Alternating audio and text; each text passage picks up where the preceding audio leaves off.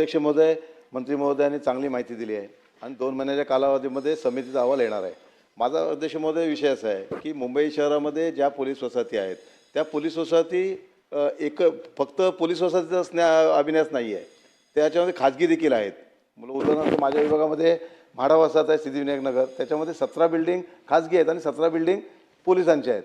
आणि हा अभिनयास एकच असल्यामुळे माझी विनंती अशी आहे की अध्यक्ष महोदय, मुंबई आता ज्या पद्धतीने डेव्हलपमेंट चालू आहे त्या वसाहतीचा विकास चालू आहे, तर तो आपण कसा करणार आहात की त्या पोलीस वसाहतींना तिथे डेव्हलपमेंट करणार आहात आणि ते डेव्हलप करत असताना 17 ज्या इमारती आहेत ते एकत्र नाही आहेत, तर त्याच्यामध्ये वेगवेगळे आहेत. आणि दुसरी गोष्ट अध्यक्ष महोदय, माझी विनंती अशी आहे की याच्यामध्ये 17 इमारतींचा प्रायोगिक तत्वावर आपण विकास करायला घेतला आहे, परंतु एकूण 27 वसाहती आहेत.